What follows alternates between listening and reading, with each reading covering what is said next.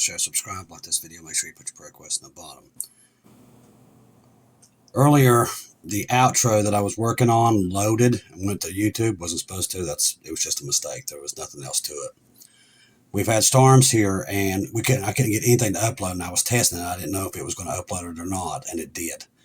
But the power went off right when I uploaded, so I couldn't do anything with it. But literally, the power's been on and off, on and off. Internet's been on and off all day, so we're not being able to get much done here. And the internet's so slow here right now, I might as well be on dial-up. Now, Hamas is now playing hardball, which we kind of figured this was going to happen. Today, as soon as they get to a place where they thought they was going to release these hostages, of course, Hamas changed the subject.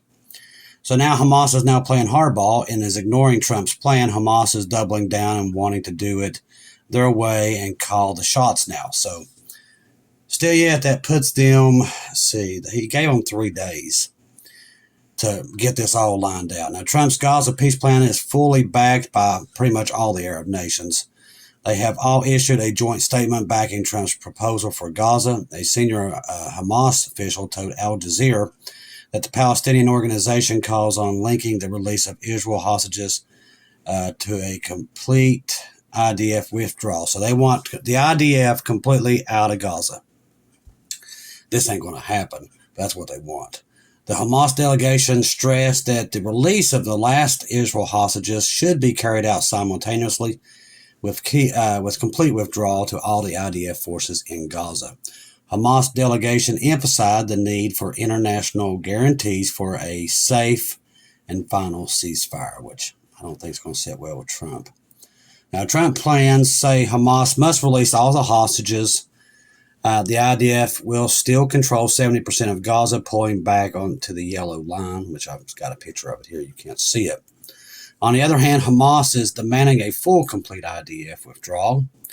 In reality, the basic same demands that Hamas has made all throughout the entire war, all ceasefire negotiations. As of now, the ceasefire plan and hostage exchange is dead in its tracks with the hammered Hamas demands. So we'll see what Trump does, because now he's backed himself in the corner again. He's saying they're going to rain down all hell up on them, so we'll see what happens. Egyptian source says the first phase of Gaza deal could be sealed by Friday, so that puts us around the 10th. However, an earlier report 2 hours ago stated that the Saudi Daily said that the negotiations are in about Sharm Sheikh. I can't hardly say it. I think that's like maybe the first of Sukkot, I think. Getting so used to these holidays. Stated that the first phase of Trump's plan would be finalized before Friday, and the current positive climate continues. There's also an agreement with the prisoner exchange. Coordination continues regarding the maps of the withdrawal of Israel forces in Gaza.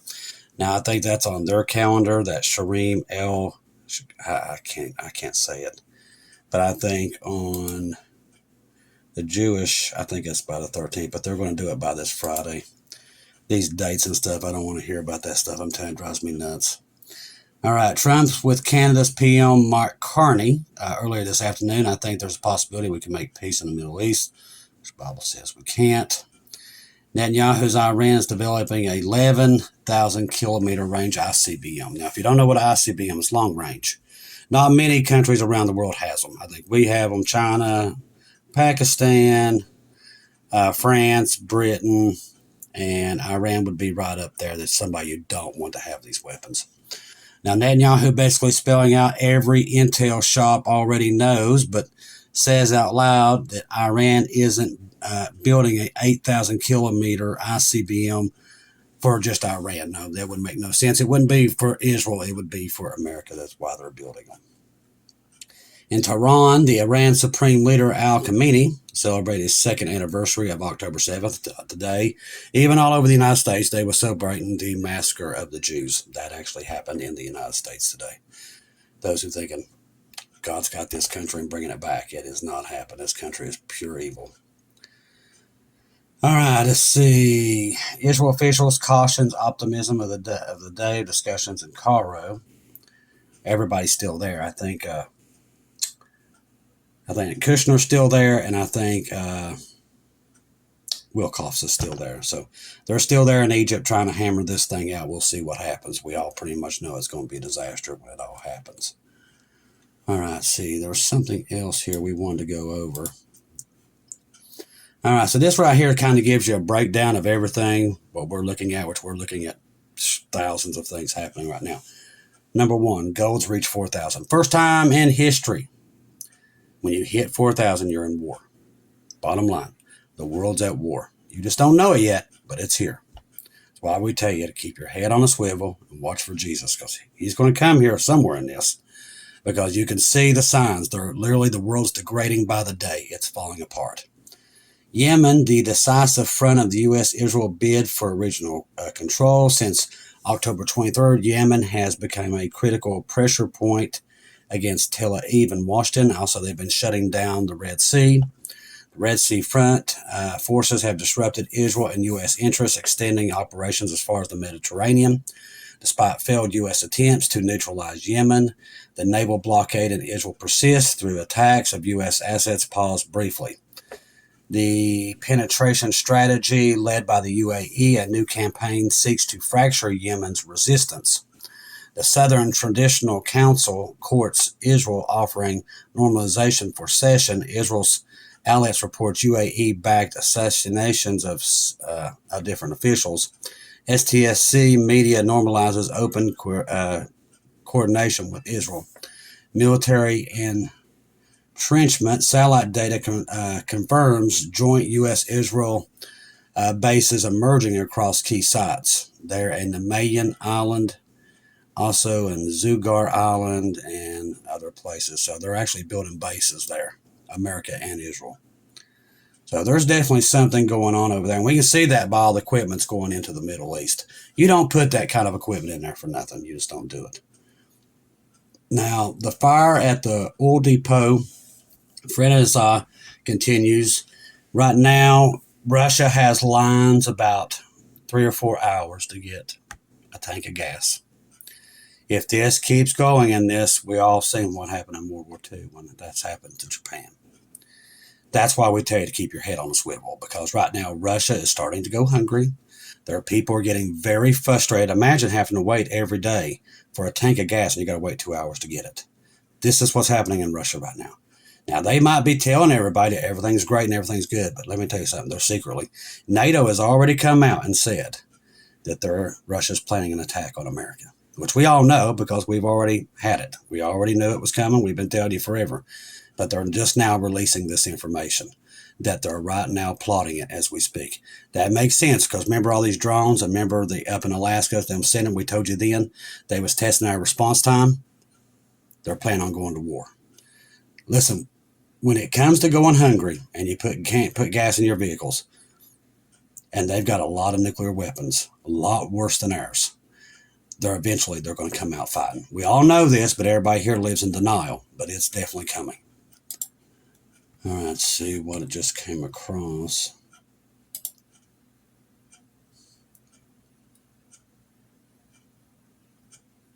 Let's see. All right, retired U.S. Army Colonel Douglas McGregor warns of World War III. This guy, he's all over the place, but we'll see what he has to say. Former U.S. Army Douglas McGregor continues that he cautioned that should Ukraine deploy U.S. provided Tomahawk missiles. Trump has already said it's a legitimate thing. It's already done. McGregor, who serves as a senior advisor for the Secretary of Defense during Trump's administration, has long been a vocal critic of U.S. involvement in Ukraine conflict. He's all over the place. He never knows what he's doing.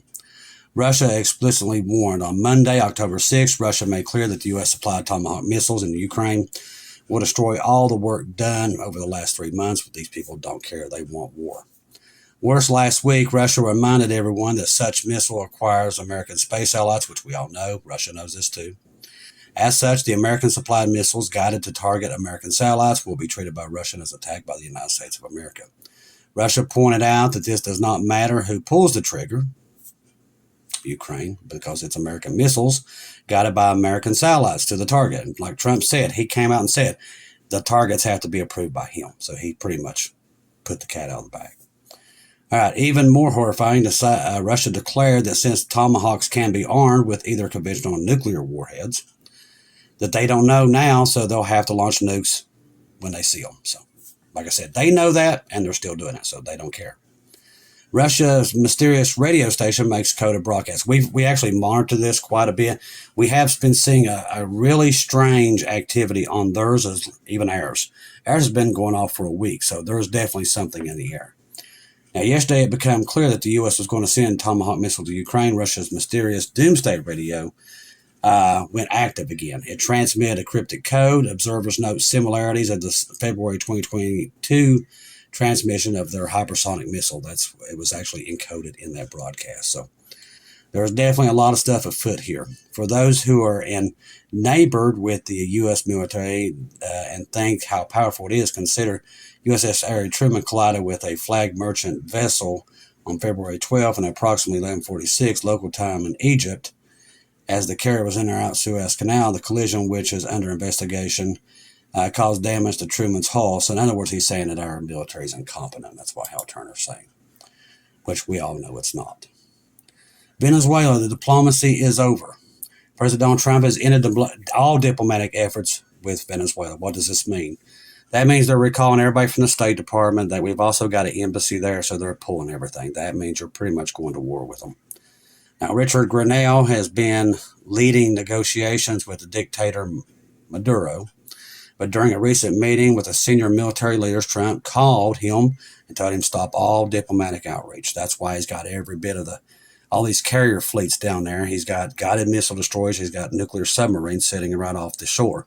He's also got Marines to go in and take their airports and their ports. So this right here is another step towards invading Venezuela.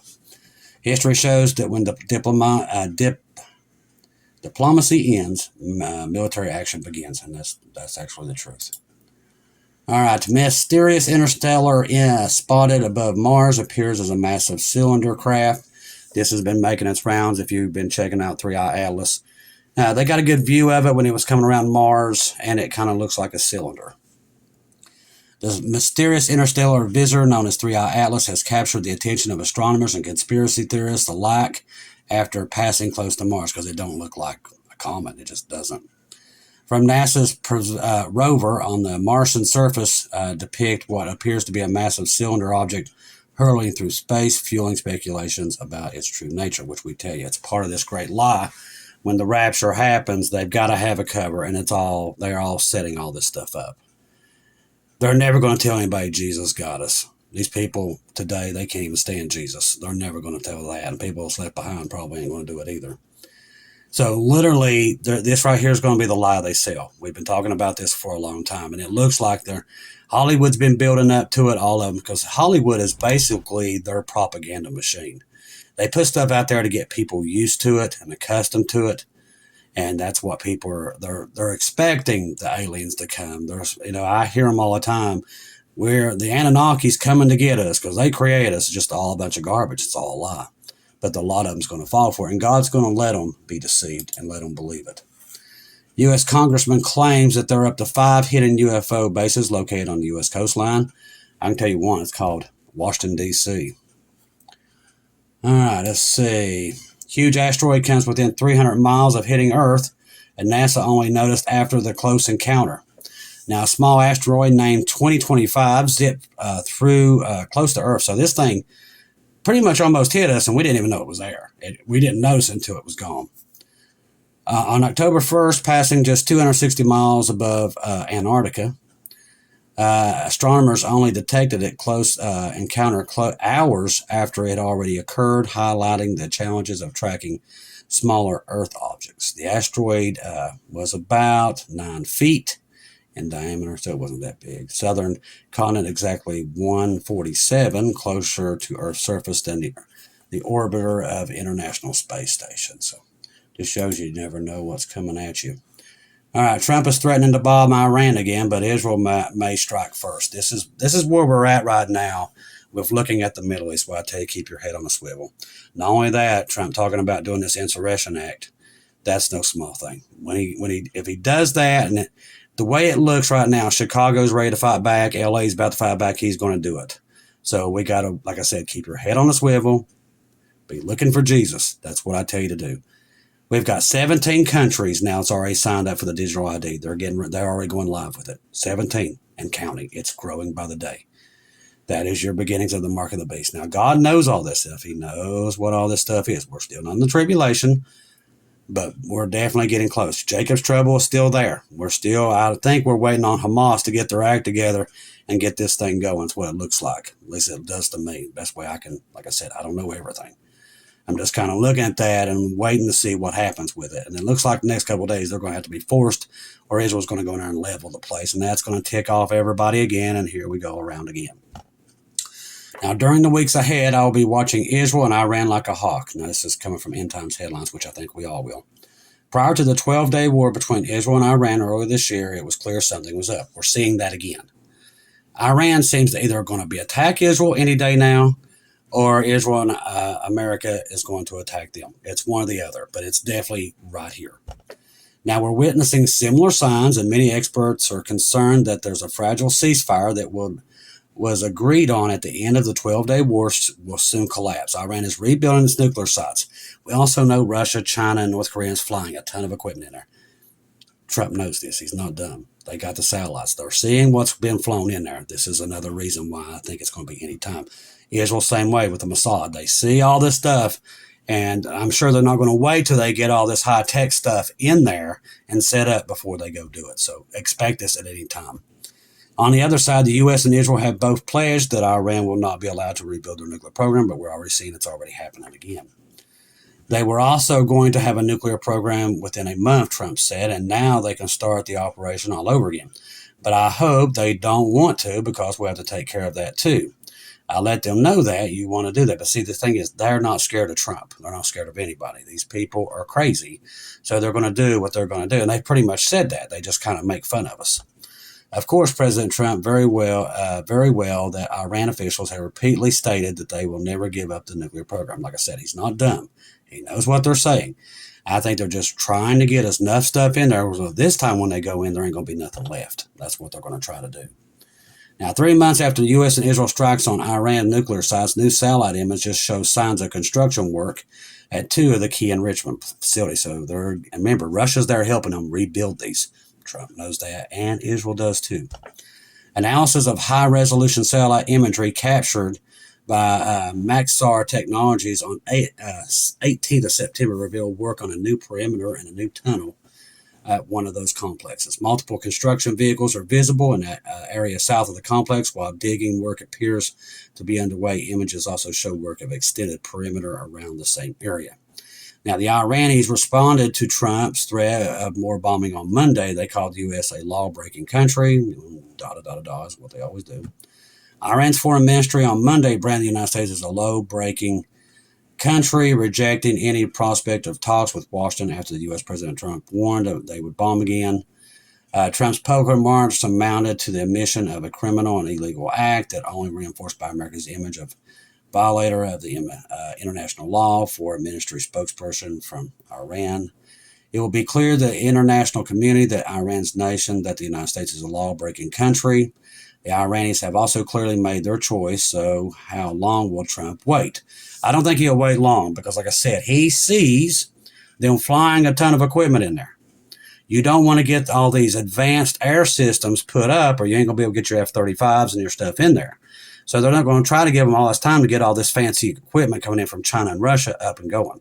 So they're going to try to make sure that that happens beforehand and try to take those things out. So this could be any time. Maybe in Sukkot, I don't know.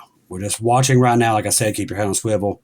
That's all we can do at this point. We sit, watch, wait for Jesus. He's in the control. He wrote the story. We're just kind of waiting for his cue to get us out of here. That's what we're doing, okay? Trust the gospel. 1 Corinthians 15, 1-4. Jesus died on the cross for our sins. Past, present, future. He died, was buried, rose again on the third day according to the scriptures. Trust in Jesus and Jesus alone. Confirm everything through him. Do not take your eyes off of him, people. The world, like I said, gold's at $4,000 an ounce. That's not a good sign for the world. It's falling apart. Don't be fooled. Everybody's going to tell you everything's fine. It is not fine. When you reach $4,000, Canadian Prepper said it perfectly. The world is at an end. And all the signs are there. I love each and every one of you. If I don't see or hear from you again, I'll see you at home.